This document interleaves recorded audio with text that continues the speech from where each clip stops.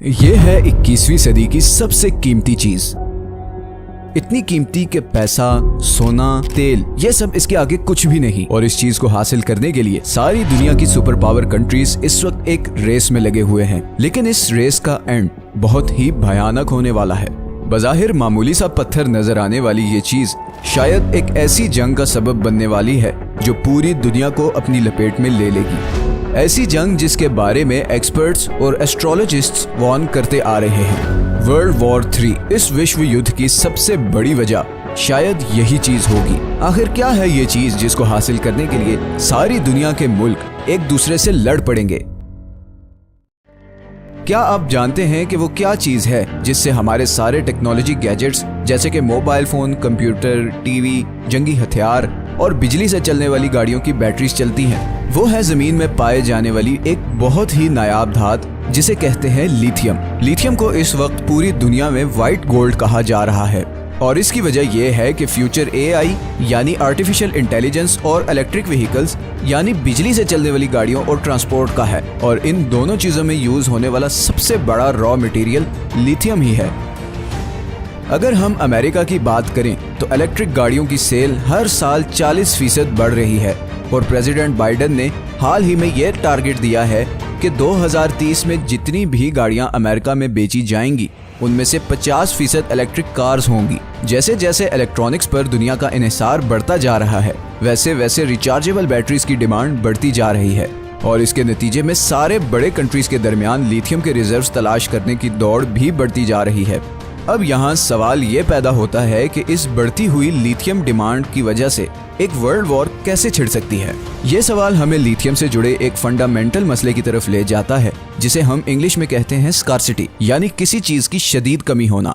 हकीकत में लिथियम कोई बहुत रेयर या नायाब धातु नहीं है और जमीन में कई जगहों पे पाया जाता है, लेकिन असल मसला इसको जमीन से निकालना है जो कि इंतहाई मुश्किल और महंगा काम है। इस वक्त दुनिया में सबसे ज्यादा लिथियम के रिजर्व्स ऑस्ट्रेलिया, चिली और बोलिविया के पास हैं।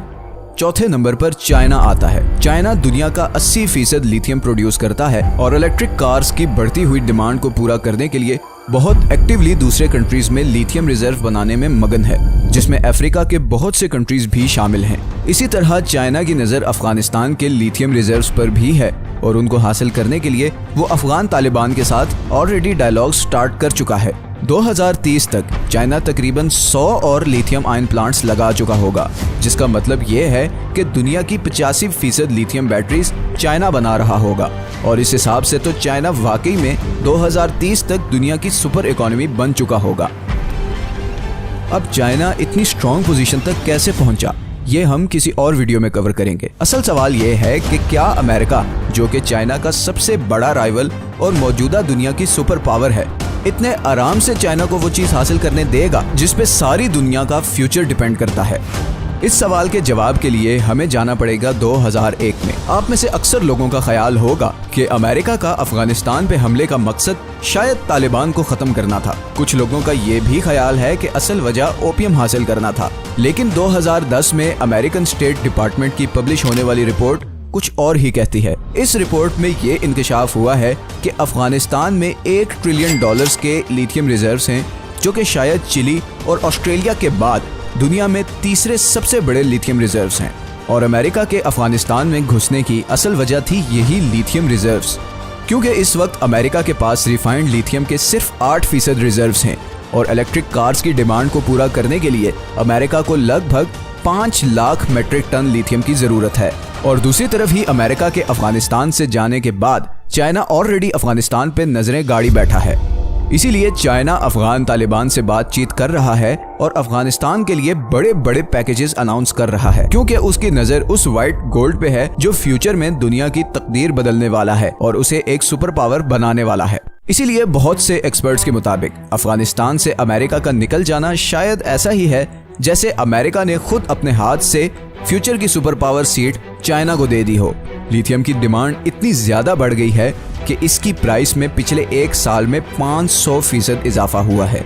ये बढ़ती हुई डिमांड और बढ़ती हुई प्राइस ही असल वजह है कि हर बड़ा मुल्क, हर बड़ी कंपनी अब लिथियम में इन्वेस्ट करना और उसे हासिल करना चाहती है। दुनिया में सबसे ज्यादा इलेक्ट्रिक कार्स बनाने वाली कंपनी टेस्ला के मालिक इलॉन मस्क ने हाल ही में अपनी ट्वीट में कहा है कि लिथियम की इस तरह बढ़ती हुई प्राइस का मतलब है कि टेस्ला को लिथियम माइन करने के लिए भी खुद मैदान में उतरना पड़ेगा।